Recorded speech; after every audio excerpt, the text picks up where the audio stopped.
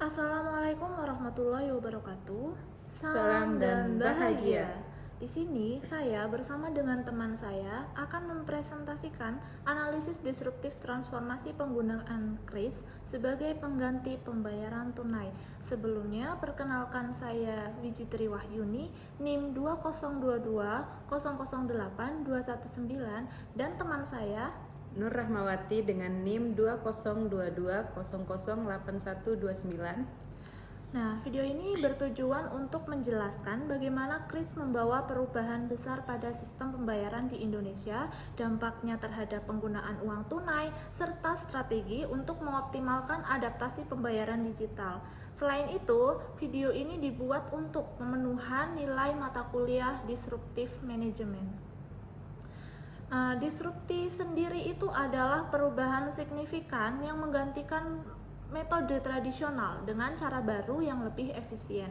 Dalam konteks ekonomi, disrupsi biasanya terjadi karena perkembangan teknologi yang mendisrupsi model bisnis lama. Nah, di Indonesia, KRIS atau Quick Response Code Indonesian Standard telah mendisrupsi penggunaan uang tunai sebagai alat pembayaran utama. Dengan standar yang universal, KRIS mempermudah transaksi tanpa uang fisik. Nah, di Indonesia KRIS itu sudah mendisrupsi penggunaan uang tunai sebagai alat pembayaran utama. Kemudian tujuan utama dari disrupsi antara KRIS dan cash adalah untuk meningkatkan efisiensi dan kemudahan dalam transaksi keuangan.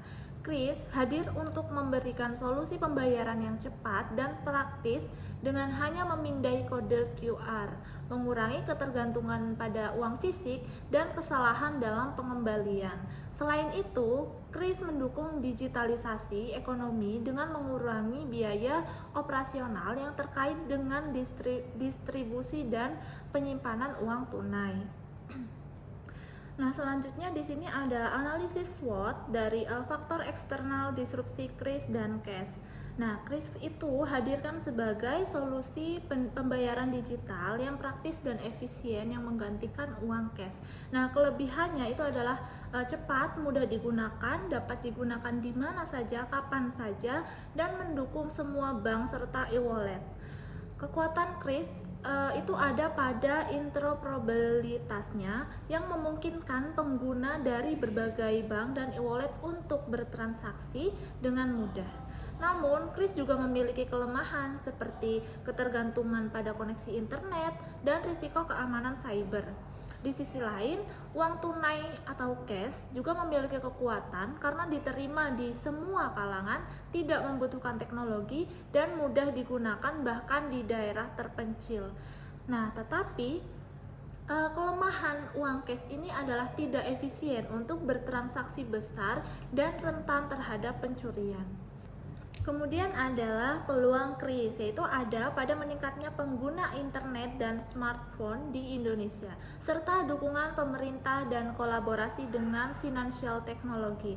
Namun, ancaman seperti resistensi masyarakat yang kurang memahami teknologi atau bahasa kasarnya gaptek, dan persaingan dengan metode pembayaran lain seperti kartu kredit tetap menjadi tantangan. Sebaliknya, cash masih relevan di sektor informal dan daerah tanpa akses internet. Namun, penurunan preferensi masyarakat terhadap uang tunai dan biaya distribusi tinggi menjadi ancaman yang serius. Selanjutnya, bagaimana pengembangan solusinya? Nah, untuk KRIS, solusi yang dapat dikembangkan adalah meningkatkan edukasi digital kepada masyarakat, terutama pelaku usaha kecil atau UMKM, tentang keuntungan menggunakan KRIS.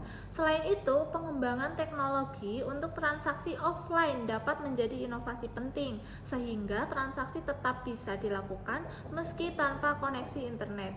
Solusi lainnya adalah memberikan insentif seperti cashback untuk mendorong lebih banyak pengguna dan merchant beralih ke KRIS. Nah, bagi cash, solusinya adalah menjaga relevansi dengan mengintegrasikan sistem digital secara bertahap. Misalnya, menyediakan layanan konversi antara uang tunai dan digital di pasar tradisional. Selain itu, edukasi tentang manajemen risiko pencurian dan keamanan uang tunai juga penting untuk mendukung pelaku usaha kecil. Kemudian selanjutnya ada strategi adaptasi yang akan dijelaskan oleh teman saya. Dipersilahkan. Baik, selanjutnya ada strategi adaptasi untuk kris. Strategi utamanya adalah kolaborasi dengan vintage dan e-wallet populer seperti OVO, Dana, dan GoPay, sehingga lebih banyak penggunaan dapat memanfaatkan kris. Strategi lain adalah mengembangkan fitur keamanan tambahan seperti autentikasi biometrik, serta memperluas infrastruktur internet di daerah terpencil. Selain itu, kampanye edukasi massal dan pelatihan langsung kepada pelaku UMKM dapat mempercepat adopsi kris. Dan untuk cash, strategi adaptasinya adalah mempertahankan posisi sebagai metode pembayaran cadangan, terutama di sektor informal. Pemerintah dan bank bisa bekerja sama untuk menyediakan opsi pembayaran hybrid atau cash dan digital yang memungkinkan masyarakat bertransaksi secara bertahap. Penguatan sistem logistik dan keamanan uang tunai juga diperlukan agar tetap kompetitif. Selanjutnya ada langkah implementasi. Yang pertama, edukasi dan kampanye kris. Dengan meluncurkan program edukasi di berbagai media untuk menjelaskan keunggulan kris ataupun mengadakan pelatihan langsung kepada UMKM di wilayah-wilayah dengan adopsi teknologi rendah. Selanjutnya, pengembangan infrastruktur kris. Misalnya dengan membangun atau tingkatkan akses internet di daerah terpencil, bekerja sama dengan operator telekomunikasi, atau menyediakan perangkat pendukung kris seperti QR Code gratis untuk mencat baru. Selanjutnya ada inovasi teknologi kris. Dengan mengembangkan fitur kris offline untuk transaksi tanpa koneksi internet dan tingkatkan sistem keamanan pembayaran dengan enkripsi dan autentikasi ganda. Selanjutnya transisi bertahap cash. Sediakan layanan tukar uang tunai ke e-wallet di pasar tradisional atau daerah tanpa akses internet dan tawarkan program insentif bagi masyarakat yang mencoba sistem pembayaran hybrid. Yang terakhir, penguatan keamanan cash.